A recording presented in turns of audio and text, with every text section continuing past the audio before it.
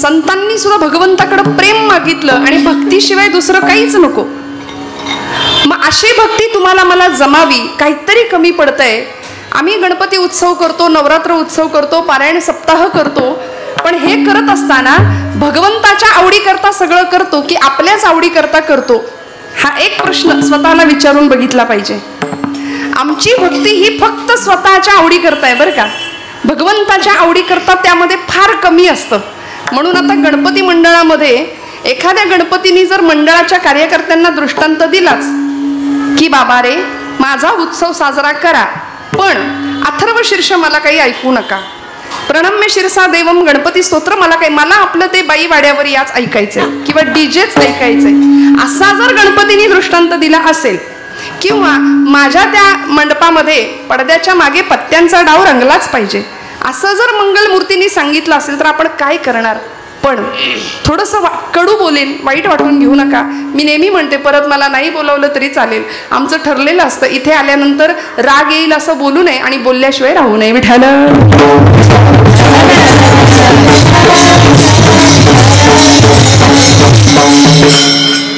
पण असं बोललं की आमच्या तरुण कार्यकर्त्या मंडळींना राग येतो.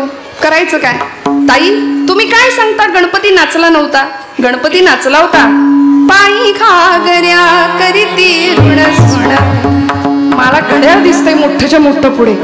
नाद स्वर्गी पोचतो गणराज रंगी. नाचतो नाचतो नाचतो. गणपती नाचला होता असं आम्हाला पोरं सांगतात कार्यकर्ते. म्हटलं अरे हो बाबा नाचला होता, पण ते डीजेचं नृत्य नव्हतं, ते व्यसन करून केलेलं अश्लील नृत्य नव्हतं, ते शास्त्रीय संगीत होतं. त्याच्या मागे प्रचंड कितीतरी आराधना साधना असते.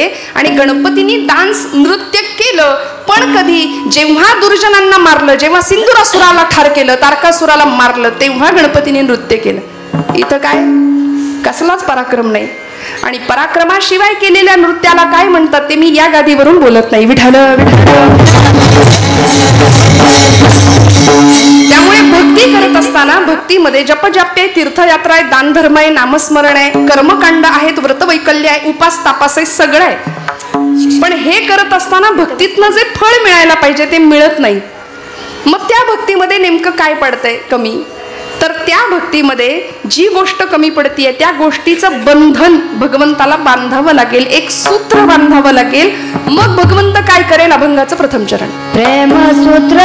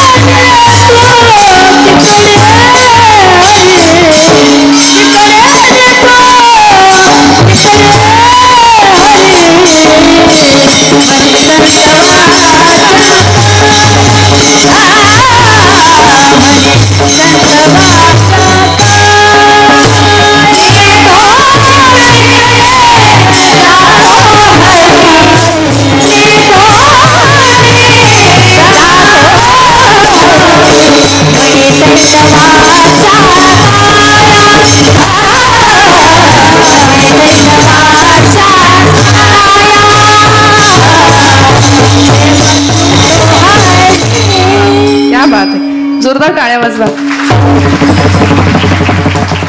प्रत्येक कीर्तन करायला असं वाटावं की आमच्या बाजूला हीच मंडळी असावीत की काय, इतकं गोड गायन आहे. प्रेमसूत्र दोरी नेतो तिकडे जातो हरी. भक्तांनी प्रेमाच्या सूत्रांनी भगवंताला बांधलंय. अशी दोरी बांधलीये की परिणाम असा झाला की भक्त जिकडे नेतोय तिकडे भगवंत धावतोय. भक्तीचे 3 प्रकार आहेत. एक देवभक्ती, भक्त देवाची करतो ती देवभक्ती. जागे आहेत ना आपण सगळे? जागेपणी ऐका. भक्त देवाची करतो ती देवभक्ती, शिष्य गुरुची करतो ती गुरुभक्ती. जो आजचा दिवस आहे, डॉक्टर सर्वपल्ली राधाकृष्णन, 5 सप्टेंबरचा आजचा दिवस शिक्षक दिन, गुरूंच्या प्रती, शिक्षकांच्या प्रती कृतज्ञता भाव व्यक्त करण्याचा दिवस. शिष्य गुरुची करतो ती गुरुभक्ती. आणि या पलीकडचं जाऊन भक्त भक्ती असा एक प्रकार आहे. म्हणजे काय? भगवंत भक्ताची करतो ती भक्त भक्ती. त्याला चैन पडत नाही भक्ताशिवाय. म्हणून तर परिणाम जनी जाय पाळीयासी. जनाबाई पुढे जाव्यात, परिणाम मागे धावे ऋषिकेशी. जनी जाय पाळीयासी, मागे धावे ऋषिकेशी. जनी जाय पाळीयासी, मागे धावे ऋषिकेशी. जनाबाईंनी पाणी भरावं, मागे भगवंतांनी धावं. जनाबाईंनी शेणा थापाव्यात, भगवंतांनी मागे मागे धावं. जनाबाईंनी दळण दळायला बसावं, पांडुरंगानी यावं. काय केलं होतं? प्रेमसूत्र दोरी गळा बांधून या दोर. इतकं बांधलं करकचून आवळून की भगवंत म्हणाला, बाई ग किती बांधशील मला तुझ्या प्रेमपाशात, आता सोड. पण जनाबाई महाराज म्हणतात, जनी म्हणे बा विठ्ठला आता जीवेन सोडी तुला. मी साधं सुद्धा नाही, सोहम शब्दे मारा केला. प्रत्येक श्वासाला मी तुझं नाम घेतलंय. तेव्हा ही अवस्था आली की तुला मी बांधू शकले. यशोदा मातेनी भगवंताला बांधलं होतं. प्रत्येक वेळी 2 बोटं कमी पडायचं दावं. पण शेवटी त्या करुणामयी भगवंतांनी स्वतःला बांधून घेतलं. म्हणाले, बांध ग बाई आता. काय झालं? नेतो तिकडे जातो हरी, कबीराचे विणतो शेले. कौसल्येचा राम वाई, कौसल्येचा राम. भावड्या या भक्तासाठी, भावड्या या भक्तासाठी देव करी काम. कौसल्येचा राम वाई, कौसल्येचा राम. कौसल्येचा राम वाई, कौसल्येचा राम. कबीरांचे शेले विणले, सुखामेळ्यांसोबत गुरं वळली, ढोरं सांभाळली. गोरोबा काकांचा चिखल तुडवला, सावतोबांची भाजी राखली. एवढंच नाही, सजन कसायाचं मांस सुद्धा विकू लागले. हो भगवंत, नेतो तिकडे जातो हरी. तुका म्हणे त्याचा देव सर्व भार, चालवी कामार होऊन या. गडी झाले, कामार झाले, झाला महार पंढरीनाथ. झाला महार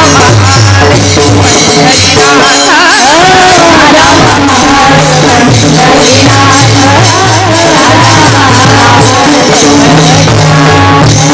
काय देवाची सांगू मात, काय देवाची सांगू मात. झाला महार पंढरीनाथ, झाला महार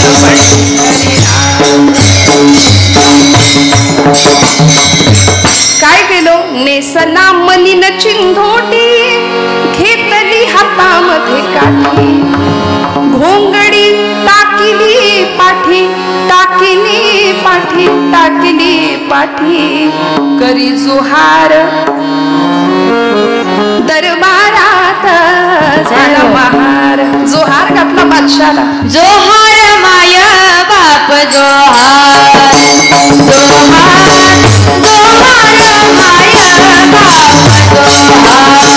जोहार जोहार माय बाप जोहार.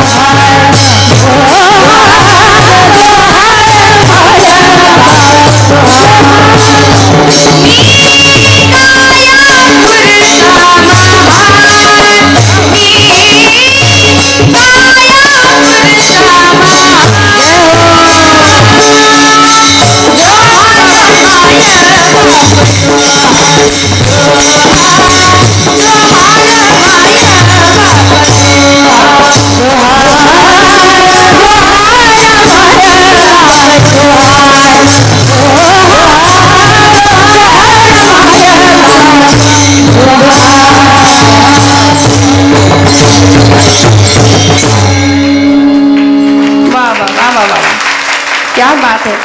दृष्ट लागावं असं गाणं आहे, असा आवाज आहे. मला खरंच अभिमान वाटतो की या मुलींचा, की अलीकडे मुलींना सांगायची वेळ आली आहे धर्मशिक्षण द्यायची घराघरामध्ये, की बाई ग टिकली लाव, हातात एखादी बांगडी घाल, हा केस मोकळे सोडू नको, छान राहा. परंपरेने दिलेलं स्त्रीत्व जपायला पाहिजे. स्त्री स्वातंत्र्य म्हणजे पुरुषांबरोबरची स्पर्धा नाहीये. स्त्री स्वातंत्र्य आणि स्त्री स्वैराचार या दोन गोष्टी भिन्न आहेत. आणि समाजामध्ये एका बाजूला मर्यादेपलीकडचं जीवन आपल्याला दिसतंय आणि दुसऱ्या बाजूला ही श्रीमंती दिसते. त्यामुळे प्रत्येक मुलीने आदर्श बाळगावा अशी ही श्रीमंती या बाजूला आहे, की खरंच घराघरामध्ये अशा कन्या, कुळी कन्या पुत्र होती जे सात्विक. आम्ही जर धर्मशिक्षण नाही दिलं ना लहान वयात मुलींना आमच्या, तर मी थोडं वाईट बोलेन, लव जिहादची केस तुमच्या माझ्या उमऱ्यापर्यंत आल्याशिवाय राहणार नाही. धर्मद्वेष्टे, धर्मभ्रष्ट माणसं आमच्या धर्मावरती विशिष्ट पद्धतीने घाला घालतायत. हिंदू धर्मातल्या मुलींना विशिष्ट प्रकारे भुरळ घालून नको त्या पद्धतीने धर्मांतरण केलं जातंय.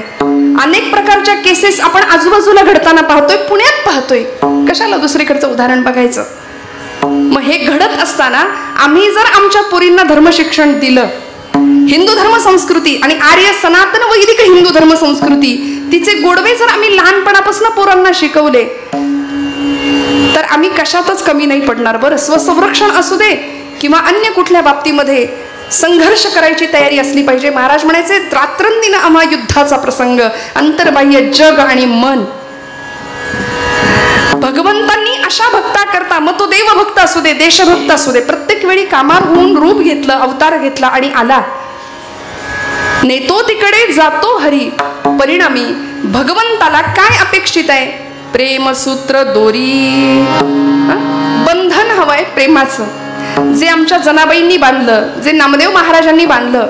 नामदेव महाराजांना माहिती होतं मी आणि पांडुरंग दोन नाही, एकच आहे, पण तरी सुद्धा वेगळं होऊन भक्ती केली. रोज भगवंताला सांगायचे, देवा आज मी नैवेद्य अर्पण करणार तुला. आणि एक दिवस दामा शेट्टींनी दिलंच काम. 5 वर्षाचे नामदेव महाराज राहुळामध्ये आले, गुणाई मातेनी छान ताट करून दिलं नैवेद्याचं, घेऊन आले, देवासमोर ठेवलं, मंडल केलं, ताट ठेवलं, पाणी फिरवलं आणि म्हणले करा सुरुवात. एवढ्या आर्जवानी देव जेवेल का हो?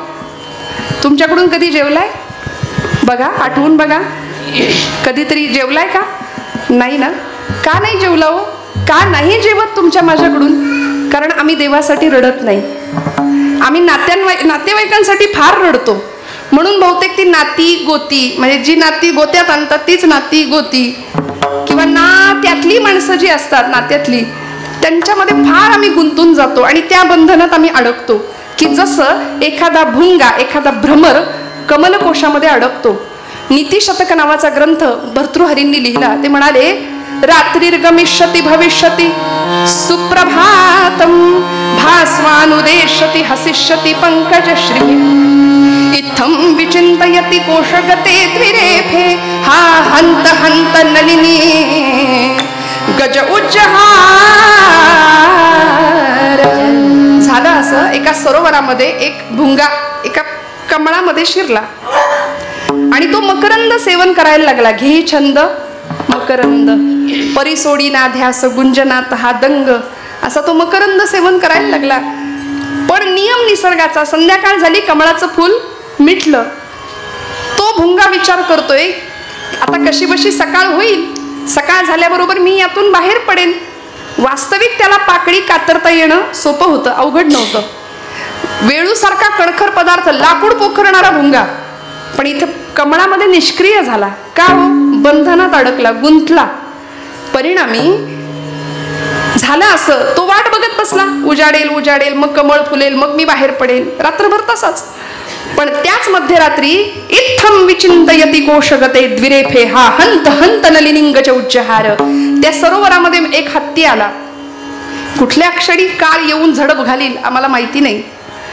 त्या हत्तीने बरोबर तेच कमळाचं फुल देठासकट उपटलं, सोंडेने दूरवर फेकून दिलं. न फुलणाऱ्या फुलामध्ये तो भ्रमर आता उजाडेल मग उजाडेल असं करत गुदमरून मेला, पण त्यांनी पाकळी नाही कातरली. हे भ्रमराचं उदाहरण आहे, ते तुमच्या माझ्यासाठी आहे. आम्ही अडकलो, काळ निघून गेला, घटिका गेली, पळा गेली, तास वाजे झणाणा, आयुष्याचा नाश होतो रामकारे म्हणाला. आणि हे आयुष्य इतक्या वेगाने निघून जातंय की आम्ही अडकलो बंधनामध्ये, बाहेर पडायची इच्छा नाही. पण ते बंधन झुगारून संतांनी त्याला बांधलं, त्याच्याशी बंध निर्माण केला. म्हणून नामदेवांनी वाट बघावी आणि रडावं भगवंतासाठी. पांडुरंगा जेवशील का रे? बघा तुम्ही महिला वर्ग, पोटचं लेकरू जर एखाद्या दिवशी जेवलं नाही, उपाशी असेल, तर आपल्या डोळ्यात पाणी येतं की नाही? एखाद्या वेळी येऊ शकतं की अरे आज नाही, उपाशी आहे माझं बाळ. मग देव जेवला नाही म्हणून आपण कधी रडलो का? आज देवानी नैवेद्यच नाही घेतला, आपण दाखवतो, लगेच काढून घेतो. खाल्लं बिल्लं तर करायचं काय? आणि खरं सांगू का, देव आपला नैवेद्य खात नाही याच्यातच तो आपली आब राखू नये. विठ्ठल विठ्ठल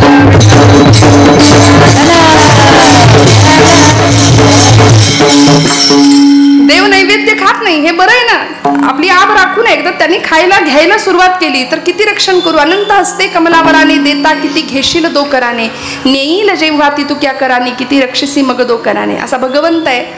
आणि त्या भगवंतासमोर नामदेवांनी उभं राहावं, रडावं, सांगावं, देवा रोज माझे वडील येतात, आज मी एवढी एवढूसं पोर आलोय तुझ्या पुढे आणि म्हणून जेवत नाहीस का रे? हा बऱ्या बोलानं जेव. तुला माहितीये का मी आज लवकर उठलोय. किती वय आहे? 5 वर्षाचं बाळ आहे. आठवून बघा तुमच्या माझ्या घरातलं 5 वर्षाचं बाळ. आई हाका मारते, बाप हाका मारतो, त्याचं मोबाईल मधलं लक्ष वरती जायला तयार नाही. 5 वर्षाच्या नामदेव महाराजांचा दृष्टांत आणि सिद्धांत का बरं आम्हाला आचरणात आणावं लागेल? पांडुरंगाला गयावया करावी. मी आज लवकर उठलोय, मला भूक लागलीये, बाबा गावाला गेलेत, मला आज सांगितलंय तुला नैवेद्य द्यायला, जेवशील का रे भगवंता? तरी पण हाले ना देव. मग एक क्षण असा आला, आई आपल्याला जे घरी करते ते सगळं तिथं करायला सुरुवात केली. चुलीतलं लाकूड आणीन, जळक्या लाकडानं सडकून काढीन म्हणला तुला, बऱ्या बोलानं जेव. अगं बाई रागवलं का माझं बाळ? रुसलं का? बर बर बर नाही रागवत, जेव बर का पांडुरंगा जेव. शाळेक नाही माझं बाळ. आई आपल्याला करते ते सगळं तरी देव जेवेना. आणि एक क्षण असा आला, 5 वर्षाच्या नामदेवांना सिद्धी का प्राप्त झाली 5व्या वर्षी? एका क्षणाला नामदेवांनी पायरी धरली आणि सांगितलं, देवा आता जर जेवला नाहीस ना तर बाबा येतील, मला विचारतील देव जेवला का? मी म्हणेन नाही. मग बाबांच्या हातनं मार खाऊन मरण्यापेक्षा इथं तुझ्या पायरीवर डोकं आपटून जीव देतो म्हणाला. आणि डोकं आपटलं थडकन, पण डोक्याला लागलं नाही. हात मौसर डोक्याखाली लागला आणि गाभाऱ्यातनं आवाज आला, नाम्या नाम्या, अरे वेडा की काय तू? दगडाचा देव कधी जेवतो का रे? नामदेव महाराज हुशार म्हणाले, पांडुरंगा मी काही खुळा नाही, दगडाचा देव कधी बोलतो का रे? बोललास? चाटून पुसून ताट स्वच्छ करायला लावलं आणि घरी आले. गोणाई माता विचारते, नाम्या कारट्या इतक्या उशीर का? नामदेव महाराज सांगतात, आई काय सांगू किती नखरे लावले होते, 8:30 वाजले तरी जेवायला तयार नाही. गोणाई माता म्हणते, नाम्या खरं सांग, ताट कोणी संपवलं? अगं असं काय करते, ज्याच्यासाठी होतं त्यांनी संपवलं. नाम्या खोटं नको बोलू, कुणी संपवलं सांग. आई अगं देवासाठी दिलं होतंस ना, कुणी बघितलं रे? नाम्या खोटं बोलायला लागला. आई खोटं कसं बोलायचं माहिती नाही ग, मी सांगू का तुला तो कसा जेवला? मी बघितलंय डोळ्यांनी, मी सांगतो. या या डोळ्यांनी, मी माझ्या डोळ्यांनी पाहिलंय, मी ग पाहिला. या या डोळ्यांनी मी ग पाहिला.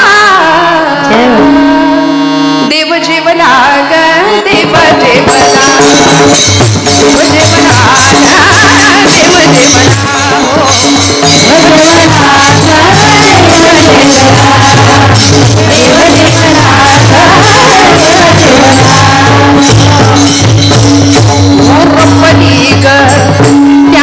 खीर ओ रब्बनी ग, त्यानं खीर दिली होतीस ना, ओरपून खात होता. ओ रब्बनी ग त्यानं खीर, तोंडी लाविली कोशिंबीर, भुरका आमटीचा, भुरका साराचा, मानिय लाग, देव जेवला ग, देव जेवला. असं भगवंतांनी जेवण केलं. आई काय सांगू, का हो? प्रेमसूत्र दोरी आणि नेतो तिकडे जातो हरी, वाटेल ते करायला तयार आहे. फक्त म्हणाले आम्ही जर चाललोच नाही. ब्रह्मचैतन्य आपले सातारचे गोंदवलेकर महाराज ते म्हणतात माझ्या रामाकरता तुम्ही 2 पावलं चाला, माझा राम तुमच्याकरता 20 पावलं चालत येईल. आपण जर चाललो नाही तर देव म्हणेल तू तुझ्या जागी बरा, मी माझ्या जागी बरा. आपण म्हणतो असेल माझा हरी तर देईल. माणसाने एवढं लक्षात ठेवा, हरी काही एवढा वेडा नाही. प्रयत्न, प्रतीक्षा, प्रार्थना आणि मग प्रसाद हे उपासनेचे 4 टप्पे आहेत. प्रयत्न, प्रतीक्षा, प्रार्थना आणि मग अंतिम टप्प्यावर प्रसाद आहे. पण त्याकरता देवाला सगळं द्यावं लागेल. काय काय? अभंगाचं 2रं चरण. मन सहित वाचा काया, मन सहित वाचा काया, मन सहित वाचा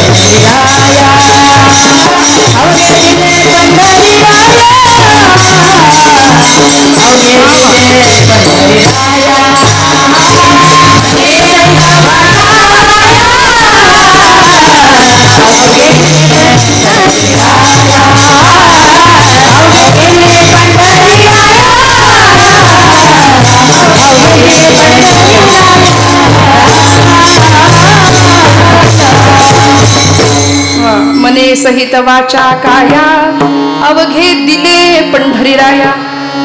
भगवंताला बांधायचं असेल आणि भगवंतानी आपल्याकडे यावं असं वाटायचं असेल तर त्याला काय द्यावं लागेल?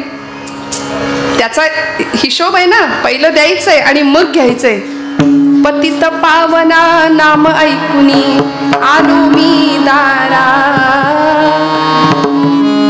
पतित पावन न होशी ऐसा जातो मागारा. देवाचा काय हिशोब आहे? पहिलं द्यावं लागतं आणि मग मिळतं. मग त्याला काय द्यायचंय? मने सहित वाचा काया. मन द्यायचं, वाणी द्यायची, देह देऊन टाकायचा. मने सहित वाचा काया, परिणामी अवघे दिले पंढरी. सगळं दिलं संतांनी आणि तेव्हा भगवंत कळाला.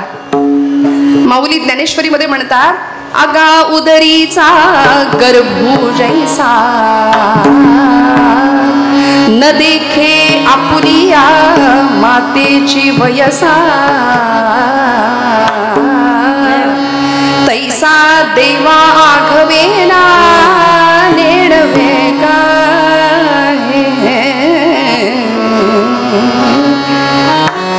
गर्भातलं बाळ आईला ओळखतं का? आई कशी आहे, किती वयाची आहे ते त्याला कळतं का? पण तरी सुद्धा तुकोबा तो आनंद सांगतात. गर्भाचे आवडी मातेचा तेथीचा जिव्हाळा तेथे बिंबे आनंदाचे डोही आनंद तरंग, आनंदाचे डोही आनंद तरंग, आनंदाची अंग आनंदाची अंग आनंदाची अंग आनंदाची अंग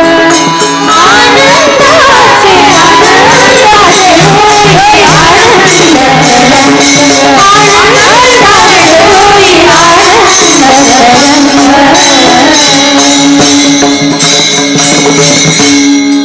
गर्भातल्या बाळाला जसं आईच्या संवेदना कळतात, पण आईचं वय किती आहे, आई माझी कोण आहे नेमकी ते कळत नाही.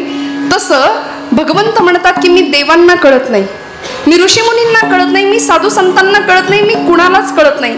समुद्रामधले जलचर असतात, त्यांना समुद्र किती खोल आहे ते माहिती नसतं, चिलटाला आकाश किती अथांग आहे ते माहिती नसतं. तसा मी सगळ्यांसाठी आकळायला जाणायला मी कठीण आहे. पण मी कुणाला कळतो? मी कळतो असा जो भक्त आहे की ज्यांनी मला सर्वेंद्रिय बहाल केली, पंच ज्ञानेंद्रिय, पंच कर्मेंद्रिय आणि मन आणि बुद्धी सगळंच भगवंताला दिलं, स्वतःच्या आत्मशक्तीने जो उजळून निघाला आणि ज्यांनी सर्वस्व मला मानलं. भगवंत म्हणतात मी त्याचा होतो आणि तो मी होतो. विठ्ठल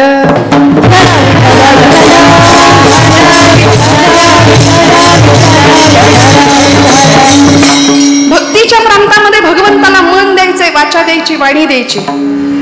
आमच्या महापुरुषांनी देवाला, देशाला देव मानलं, या मातृभूमीला देव मानलं.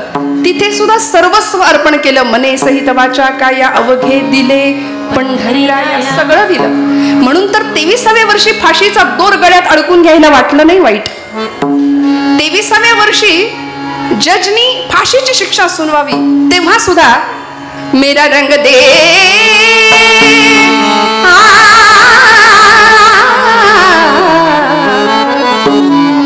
मेरा रंग दे बसंती चोला, माय रंग दे मेरा रंग दे बसंती चोला, माय रंग. किती वय होतं? 23 वर्षाचं बाळ होतं, 23 वर्षाचा तरुण होता. तिकडे फाशी द्यायचं कार्यक्रम चालू आहे आणि इथे आई रडतीये कारागृहाच्या त्या जेलच्या भिंतीला कान लावून आसवं ढळतीये. लोकांनी विचारावं माताजी क्यों रो रही हो? तेव्हा त्या 23 वर्षाच्या तरुणाच्या आईने सांगावं मेरा भगत आज फांसी पे जा रहा है इसलिए नहीं रो रही हूं मैं. माझ्याकडे या भारत मातेला द्यायला अजून 7 भगत असते तरी मी ते दिले असते, ते का नाहीत म्हणून मी रडते.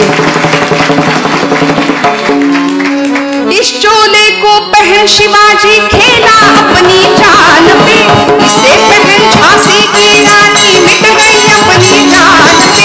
आज इसी को पहन के निकला, आज इसी को पहन के निकला हम मस्तों का टोला. मेरा रंग दे बसंती चोला, मेरा रंग दे बसंती चोला.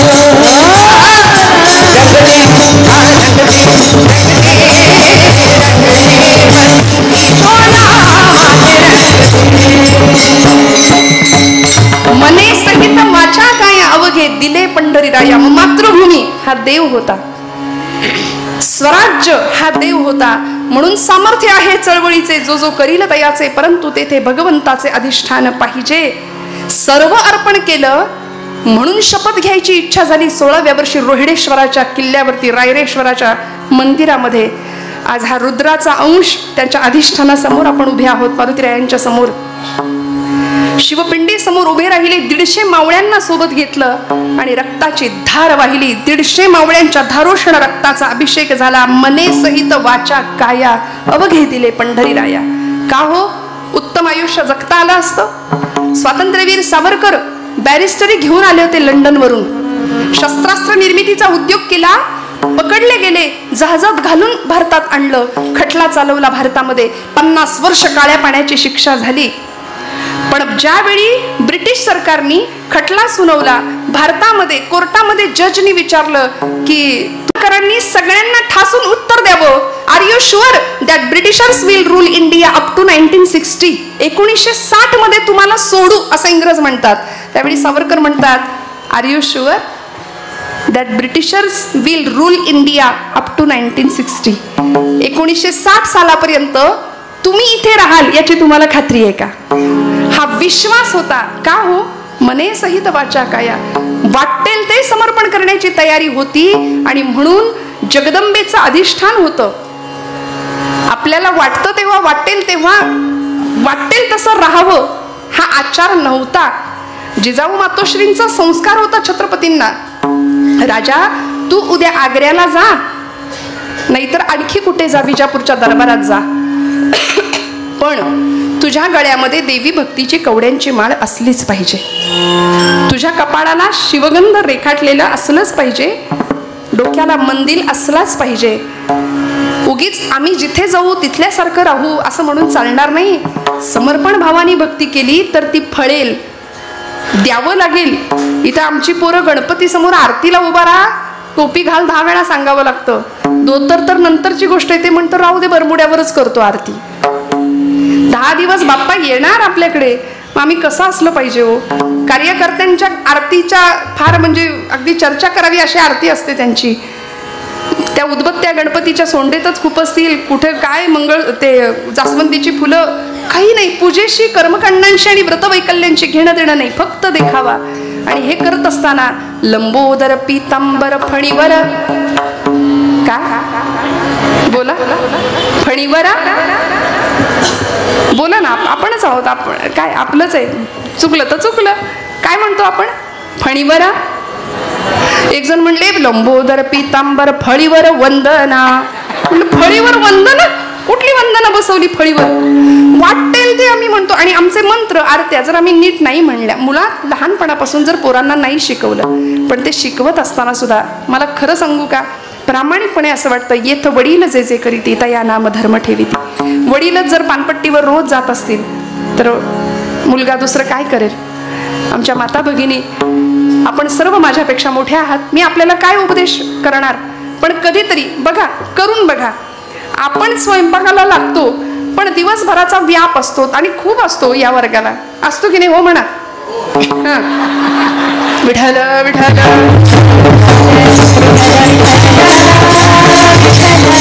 सगळं सांभाळायचं, सगळं आलं गेलं सांभाळायचं, चूलमूल सांभाळायचं, आई वडिलांना मागे टाकून सगळं माहेर बाजूला ठेवून तुमचा उत्तम प्रपंच करून दाखवते की नाही? आता हो म्हणा.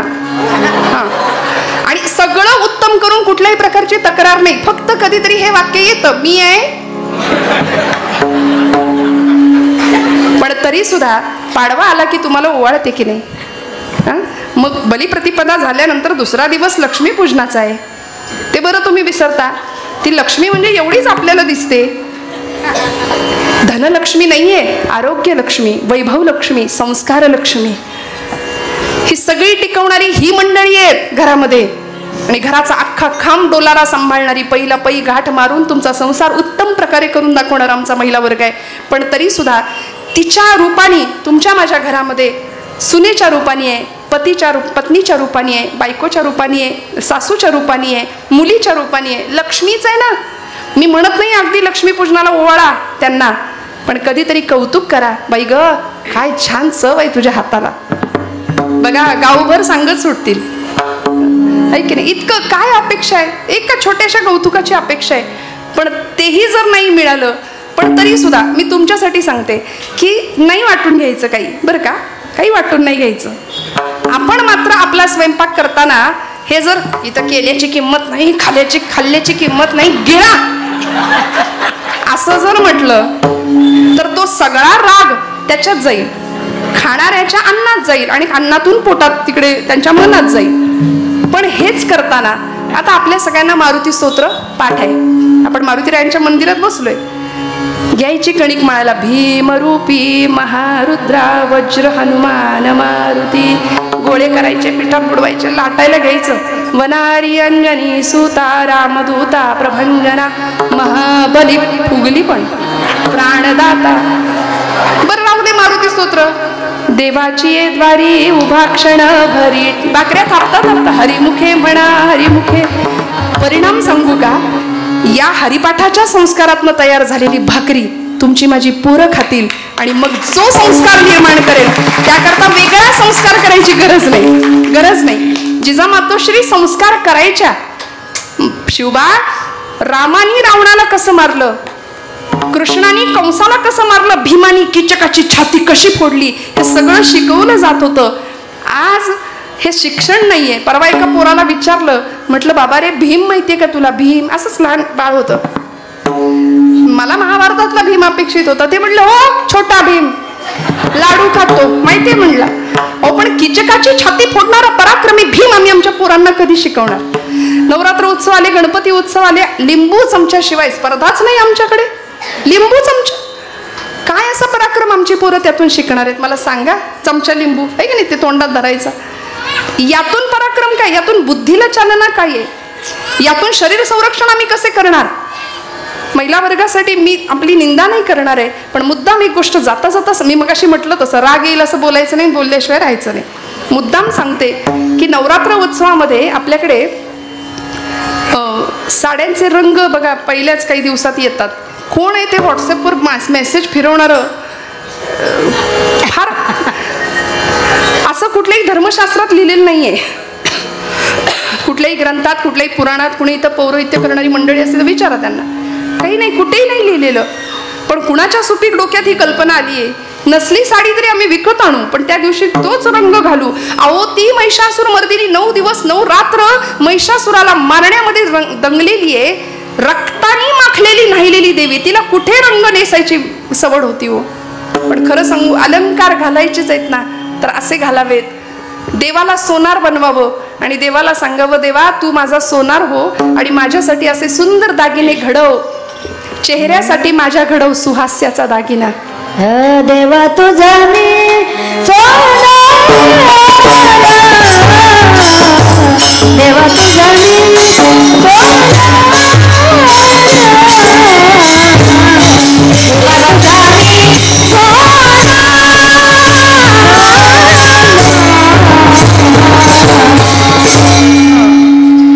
देवाला सोनार बनवावं म्हणावं, देवा चेहऱ्यासाठी माझ्या घडव सुहास्याचा दागिना, मुखावर कधी न उमटो मनातली विवंचना. देवा जोडवी मात्र अशी जड घडव की पाय जमिनीवरच राहतील. आणि सांग देवा सोनारा, हे सगळे दागिने तू मला केव्हा देशील. काय करायचे आता, राणीहार चंद्रहार, गळ्याभोवती असू देत आपतेष्टांचे हात, असं सुंदर दागिना मागावं भगवंताकडं की जो खऱ्या अर्थी आम्हाला श्रीमंत करेल. पण हे करत असताना भगवंताची सत्ता आम्हाला विसरून चालणार नाही. बरं, सर्व सत्ताधीश असलेला परमेश्वर तो कसा आहे, त्याची सत्ता काय आहे. सत्ता सकळत या हाती, हाती सकळत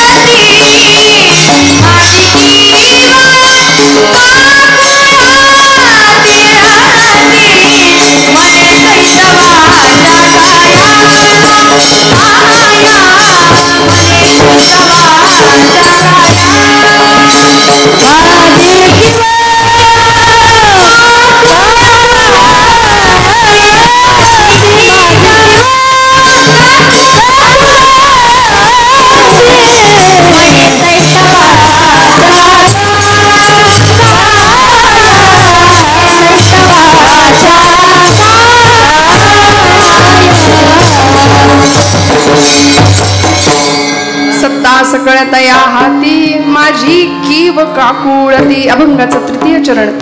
तुकोबराय म्हणतात, भगवंताची सत्ता मान्य करूया, सगळ्या सत्ताधीश असलेला तो आहे. वृक्षाचेही पान हाले ज्याची सत्ता, राहिली अहंता मग कोठे. या 2 गोष्टी अशा आहेत, अहंता आणि ममता. ती नव्हे. विठ्ठल विठ्ठल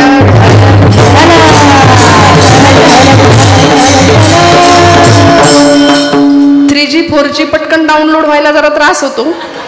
अहंता आणि मी आणि माझं, या 2 गोष्टी घातक आहेत. बरं, आणि त्या जर आम्ही बाजूला ठेवल्या तर त्याची सत्ता आम्ही मान्य करू. सत्ता सकळत या हाती. का छत्रपतींचंच पुन्हा उदाहरण देते, कारण भवानी तलवार होती हातात. माझं सामर्थ्य आहे, मी माझ्या सामर्थ्याच्या जोरावर सुलतानी संकट परतवून लावीन असं नाही राजे म्हणाले. त्या भवानीला, तलवारीला भवानीचं अधिष्ठान दिलं म्हणून तिचं नाव भवानी. आणि आई जगदंबे समोर हातात पोत घेऊन भुत्या होऊन नाचायचे सुद्धा. मी राजा आहे, मी सार्वभौम छत्रपती असं नाही म्हणाले. देवी उमे कालिके आदिशक्ती शिवानंदिनी भक्त कल्याणिनी चंडासुर छेदिनी भद्रकालिनी शंभासुर प्राण संहारिणी दाक्षायणी शैल राजेंद्र कन्ये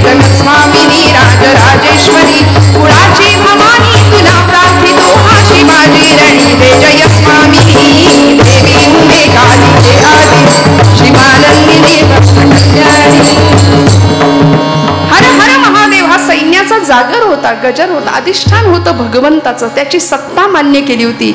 आणि ती सत्ता समजायला तुम्हाला मला सुद्धा एक गोष्ट कायम करावी लागेल, जी या कलियुगाचं साधन आमच्या संतांनी सांगितलंय.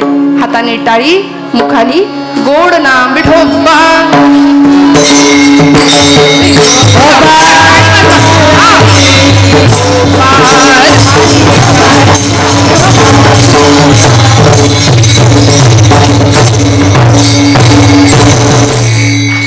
प्रेमसूत्र दोरी नेतो तिकडे जातो हरी, मने सहित वाचा काया अवघे दिले पंढरीराया. सत्ता सकळ तया हाती माझी कीव काकुळते, मने सहित वाचा काया अवघे दिले पंढरीराया. भगवंताला थोडं द्यावं, भगवंत अनंत हातांनी देतो. मग त्याला प्रेमाचं बंधन बांधायचंय, मन द्यायचंय, वाणी द्यायची, देह त्याला अर्पण करायचंय. जे अनेक प्रतिकूल संकटांना सामना करत करत सुद्धा आमच्या द्रौपदी माते, आजोबा मी तुमची नाचूने, माझ्यावर ही अवस्था आणली तुम्ही. द्रोणाचार्यांना हात जोडावेत, कृपाचार्यांना महारथी कर्ण. 5 पांडव होते, एकापेक्षा एक वीर पराक्रमी, कुणी कामाला नाही आलं, कुणी नाही. सगळ्यांना हात जोडून क्षमा याचना करत होती, भीक मागत होती. पण यावेळी तिचं ते ऋण फेडणारा योगेश्वर भगवान गोपाल कृष्ण अनंत पटींनी सहस्रपटींनी वस्त्र पुरवली. हे गोविंद, हे माधव, धाव म्हणून धावा करावा. पण या परिस्थितीमध्ये आपण भगवंतांची ही गोष्ट लक्षात घ्यावी. गोकुळ अष्टमी आहे उद्या. अष्टमीच्या दिवशी भगवंतांचा जन्म आहे. कृष्ण चरित्रच असं आहे की भगवंतांचा अवतार हा, मी नेहमी म्हणते, मल्टी डायमेन्शनल कॅरेक्टर आहे. त्यांच्या सुदर्शन चक्रासारखा अगदी गोल, कितीही प्रयत्न करा आमची बुद्धी थकेल, पण भगवंत कळत नाहीत. या उलट रामांचं चरित्र अगदी सरळ, एक बाणी एक वचनी पररमणी जननी मानी. पण इथे प्रभू गोपाळ कृष्ण मात्र अनुकरण करायला जाल तर फसाल. कारण उत्तम चोरी कशी करायची हे देवांना माहिती होतं, उत्तम खोटं कसं बोलायचं हे देवांना माहिती होतं. आणि एवढं करून सुद्धा माझं ब्रह्मचर्य जर अखंड राहिलं असेल, 16,108 पत्नी असलेला हा पती शेवटच्या क्षणाला उत्तरेचा गर्भ वाचावा म्हणून प्रतिज्ञा घेतात. माझं ब्रह्मचर्य अखंड असेल तर परीक्षित वाचेल. याला म्हणायचं सामर्थ्य. म्हणून तिथं स्वतःच्या अवताराचं रहस्य सांगितलं. सर्व धर्मान परित्यज्य मामेकम शरणं व्रज. इथे रामप्रभू म्हणतात, आत्मानं मानुषम मन्ये रामम दशरथात्मजम. मी दशरथाचा मुलगा आहे, मी माणूस म्हणूनच जन्माला आलोय, मर्यादा पुरुषोत्तम आहे मी. आणि इकडे अमर्याद पुरुषोत्तम म्हणाले, सगळं त्याग करा आणि माझ्या चरणाशी या, तुम्हाला सगळं मिळेल. जे अर्जुनाला मिळालं, जे कुंती मातेला मिळालं, सगळ्यांना मिळालं. आणि असा भगवंत आम्ही मात्र अष्टमी साजरी करतो. परवा गोपाळकाला आहे, 10 थरांचा गोविंद आमच्याकडे उभा राहील, लाखोंची बक्षिसं वाटली जातील. महाराष्ट्रामध्ये कितीतरी पोरं हाकनाक जीवाला मुकतात, कितीतरी पोरं जखमी होतात की नाही. मग अशा परिस्थितीमध्ये तो भगवान गोपाल कृष्ण आम्हाला कसा कळेल? आम्ही नको त्या गोष्टींना महत्त्व देतो. आणि मग काल्याच्या कीर्तनात किंवा अन्य वेळी कसा गबाई केला राधे सैल तुझा आंबाडा, आणि मग ती वस्त्र कशी चोरली आणि ते शेंडीची त्या ह्याची गाठ कशी मारली. किती दिवस या पलीकडे भगवंत दुसरं काही करतच नव्हता का? किती दिवस आम्ही त्याच गोष्टी ऐकणार? मान्य, भगवंतांनी गोकुळातल्या गोपींची वस्त्र चोरली, मान्य. 11-12 वर्षाचं वय होतं भगवंतांचं. पण तेच भगवंत ज्यावेळी गोकुळाला पाठ दाखवून माघारी इकडे आले, त्यावेळी द्रौपदीला वस्त्र पुरवणारा भगवंत होता. 16,108 पतींचा नवरा, पत्नींचा. म्हणून आपण पटकन बोलून जातो, कृष्णाने एवढ्या केल्या. अहो, पण त्या 16,108 म्हणजे कोण होत्या, कुठल्या होत्या? प्रमुख अष्टनायिका भागवतात विवाह वर्णन आहे. पण या 16,100 स्त्रिया एका राक्षसाच्या तावडीतनं सोडून आणलेल्या स्त्रिया होत्या की ज्यांना आपली माणसं सुद्धा स्वीकारेनात, ज्यांना जगाने टाकून दिलं, ज्यांना जग व्यभिचारी म्हणून पाहत होतं, त्या स्त्रियांना भगवंतांनी पत्नी म्हणून दर्जा दिलाय. मी तुमचा भार्या स्वरूपात स्वीकार करतो. आणि एका मुहूर्तावर सगळ्यांशी विवाह केला. या नरकासुरवधाच्या वेळी रात्रीचं युद्ध झालं होतं. या सगळ्या स्त्रियांनी अशी इच्छा व्यक्त केली की आम्हाला देवाला बघायचंय. सत्यभामा देवी त्या युद्धात होत्या. भगवंतांच्या बरोबर. सत्यभामा म्हणाली आमचा यांचा रंग इतका पक्का आहे तो काही रात्रीच्या अंधारात दिसणार नाही. तेव्हा सगळ्या स्त्रिया म्हणाल्या काळजी करू नका आम्ही ती व्यवस्था करतो. म्हणून प्रत्येकीने दिवे हातात घेतले, दीप आणि ओळ करून उभ्या राहिल्या. आवली दीपावली ती आपण नरकासुराचा वध नरक चतुर्दशीला करतो ती. अशा ओळीने उभ्या राहिल्या आणि पराक्रमाचं दर्शन ओवाळलं भगवंतांना. भगवंतांनी सगळ्यांचा भार्या स्वरूपात स्वीकार केला. भगवंत म्हणतात जगाने मला काही म्हणू दे, आम्ही काही म्हणतो कृष्ण चरित्राबद्दल, पण भगवंत म्हणतात मी तुम्ही मला भोगी म्हणा, त्यागी म्हणा, काही म्हणा, मी कर्मयोगी आहे. आणि असा भगवंतांचा कर्मयोग तुमच्या माझ्या जीवनात मुरावा, आचरणात यावा. फार सुंदर. मला मोह आवरत नाही. आता मी आहे माझ्याकडे वेळ संपलेलाच आहे. आप्पा म्हणाले अगदी 9:15 पर्यंत चालेल, पण नाही नेणार, काळजी करू नका. विदर्भातले एक कवी आहेत कवीश्वर नावाचे आणि बाबूजींनी स्वरसात चढवलेलं पद आहे. भगवंतांचं स्वगत गोकुळाष्टमीच्या निमित्ताने काय म्हणतात भगवंत, सगळं मला म्हणता नाही येणार, घरी गेल्यावर युट्यूबला ऐका. माना मानव वा परमेश्वर मी स्वामी पतितांचा, भोगी म्हणून उपहासामी योगी कर्माचा. भगवंतांचं आत्मचरित्र आहे. मला तुम्ही नावं ठेवा वाटेल ते म्हणा.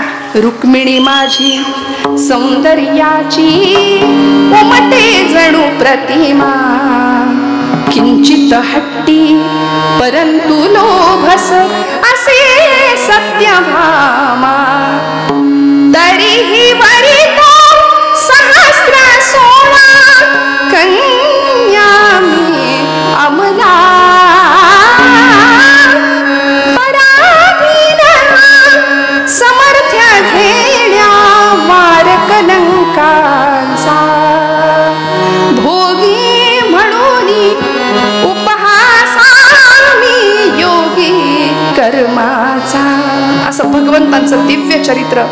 आज समाजामध्ये अशा कितीतरी द्रौपदी आहेत, अशा कितीतरी सीतामाई आहेत की ज्यांना पुरेसं अंग झाकलं जाईल एवढं वस्त्र नाहीये. गोकुळाष्टमीला लाखोंची बक्षीस आमची पोरं जिंकतात, पण अशा कितीतरी सीतामाई कितीतरी द्रौपदी आहेत त्यांना ती वस्त्र पोहोचली जावीत तर आम्ही कृष्ण भक्त होऊ. रक्षाबंधन झालं फक्त बहिणीकडून राखी बांधून घेणं आणि तिला रक्षेचं वचन देणं हा त्याचा अर्थ नाहीये.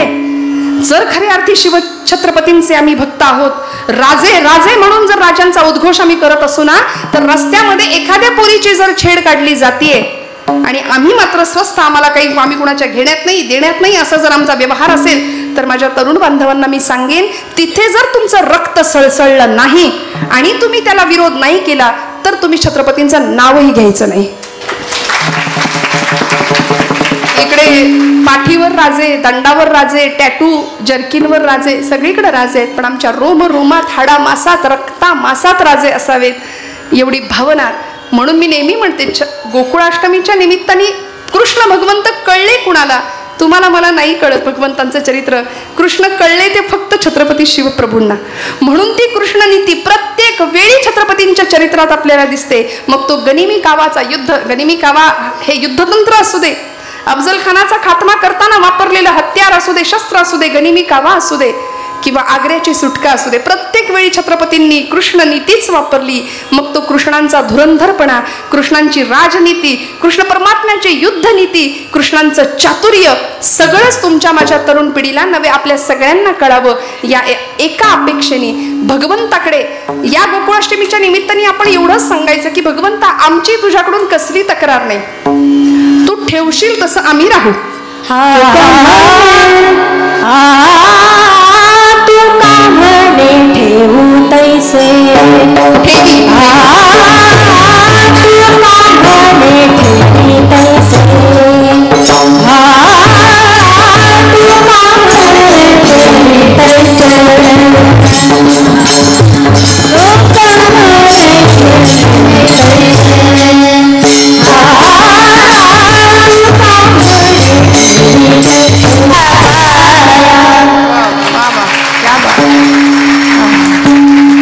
टाळ्या कमी आहेत बरं का. मी म्हटलं तसं ही वारकरी संप्रदायाची ही श्रीमंती आहे खरं. ही लेकरं यांना खरंच म्हणजे यांची दृष्ट काढा. मीठ मोहऱ्यांनी अशीच दृष्ट काढते तुमच्या सगळ्यांच्या वतीने. ताईचं नाव काय? हरिभक्तीपरायण पूजाताई. किती गोड. खरं तर हे वाद्य वाजवणं, निर्जीव चामड्यातनं आवाज काढणं, त्याला ताकद लागेल आणि ती खरं तर पुरुष देहाकडे जशी आहे तशी नाही आहे, पण तरीसुद्धा इतका गोड नाद आहे, इतकी सुंदर वादन आहे. आणि प्रथमेश महाराजांना सुद्धा मनापासनं ताईंसाठी जोरदार टाळ्या वाजवा. यामागे साधना आहे. एका दिवसात हे शक्य नाही आहे. आणि अशीच साधना, अशीच तपश्चर्या त्यांच्या हातून घडत राहो. मारुतीरायांनी खरं तर ते बलभीम आहेतच, पण ते बुद्धिमत्ताम वरिष्ठम सुद्धा आहेत. असं म्हणतात सर्वसाधारणपणे जाड माणसं डोक्याने कमी असतात, आपल्याकडे म्हणण्याची पद्धत आहे. पण मारुतीराय असे एकमेव आहेत. मनोजवम मारुततुल्य वेगम बुद्धिमताम जितेंद्रियम बुद्धिमताम वरिष्ठम. असा वेग, अशी चपळता आणि अशी बुद्धी मारुतीरायांनी त्यांना द्यावी. बस एवढी प्रार्थना सगळ्यांच्या वतीने मारुतीरायांच्या चरणी करते. ही सर्व मंडळी ही खरी गंधर्व सभा आहे बरं का. ही आमच्या पांचाळताई असतील, गायत्रीताई असतील, मनापासून नमस्कार करते. सायकर काकांनी आपण इथं कीर्तन सेवेची संधी दिली त्याबद्दल मनापासून त्यांना नमस्कार, त्यांना धन्यवाद देते. सर्वच मंदिराचे ट्रस्टी, आयोजक, संयोजक या सगळ्यांच्या चरणी कृतज्ञतेचा भाव व्यक्त करते. तुका म्हणे ठेवे तैसे आम्ही राहो, त्याचे इच्छे मने सहित वाचा काया अवघे दिले पंढरीराया. भगवंताकडे कसली तक्रार तुकोबरायांनी केली नाही. ती तक्रार तुम्ही आम्ही सुद्धा करायची नाही. ठेविले अनंते तैसेची राह. चिठ्ठी असू द्यावे, सगळं आहे हो. LED आहे 50 लाखाच्या घरात. फर्निचर इतकं भरलंय, माणसांना बसायला जागा नाही, एवढी घरात फर्निचर आहे. पोरांच्या हातात लाख रुपयाचे मोबाईल आहेत, फिरायला लाखो किमतीच्या गाड्या आहेत त्यांना. पण हे सगळं असताना 50 रुपयाचं पुस्तक घरात असू द्या म्हणजे झालं. ग्रंथ नाही आहेत. त्या ग्रंथांची संगत तुमच्या माझ्या भावी पिढीला मिळावी. खऱ्या अर्थी आज तुम्ही आम्ही आई वडील किंवा वडीलकीच्या नात्याने आपण जे करू त्याचं अनुकरण पुढची मंडळी करणार आहेत. त्यामुळे तुमच्या माझ्यावर फार मोठी जबाबदारी आहे. नाहीतर हे असंच चालू राहिलं तर पुढे भविष्यकाल अंधारात गेल्याशिवाय राहणार नाही. कशासाठी व्यर्थ गोष्टींचा हव्यास आणि व्यर्थ गोष्टींची तक्रार करायची. आम्ही फार तक्रारी करतो बघा तुम्ही. आम्ही कुणाच्या घेण्यात नाही, देण्यात नाही, आम्ही कुणाचं कधी काही वाईट केलं नाही, मग देवानी आमचंच का असं केलं. त्याचं कारण सांगू का? इंग्लिशमध्ये एक वाक्य आहे, the universal is image of reason. विश्व हे कारणांचं प्रतिबिंब आहे. या विश्वामध्ये, या जगात कारणाशिवाय काहीच घडत नाही. अंगावरची माशी, खांद्यावर बसलेली माशी सुद्धा कारणाशिवाय बसत नाही. काहीतरी ऋणानुबंध असतो. आणि हे माझं नाही सांगत, हे भगवंतालाही चुकलं नाही. पूर्वजन्मीचं गाठोडं घेऊन आम्ही आलोय, ते इथे भोगायचंय. इथे तक्रार करायची नाही. जे आहे ते भोगून उत्तम सत्कर्म करून आयुष्य जर आमचं पुढे गेलंय. भगवंतांना सुद्धा बंध चुकले नाही. एका मोराचे उपकार होते रामावतारामध्ये, त्यांनी पाणी दिलं म्हणून ते मोरपंख भगवंतांनी पुढच्या अवतारात माथ्यावर मिरवलं. त्याचे ऋण भगवंताला सुद्धा जर फेडावे लागले तर तुम्ही आम्ही सामान्य माणसं आहे. मागच्या जन्मी ज्यांना आम्ही त्रास दिलाय ती मंडळी यावर्षी या जन्मामध्ये नातेवाईक बनून आली असतील. भाऊ बहीण त्रास द्यायला शेजारी बनून आली असतील समजा असं. पण या जन्मात आम्ही ज्यांना त्रास नाही देणार, ज्यांना मदत करू, तीच मंडळी पुढे आम्हाला तो ऋणानुबंध कायम राहतो बरं का. असा ऋणानुबंध आमचा असावा भगवंताशी आम्ही प्रेमसूत्रांनी बांधले जावे. मग तक्रार नाही करायची. मन भगवंताच्या पायावर व्हायचं. देह प्रारब्धावर सोडून द्यायचा. मन सद्गुरूंच्या चरणावर व्हायचं आणि वाणी भगवंताच्या नामाला व्हायची. बस माझं कीर्तन सेवा संपली. सगळ्यांच्या चरणी कृतज्ञता भाव व्यक्त करते. बोलत असताना काही वेडवाकडं गेलं असेल तर मोठ्या अंतःकरणाने क्षमा करा. झालेली सेवा मारुतीरायांच्या चरणावर अर्पण करून सेवेला विराम देते. ज्ञानेश्वरा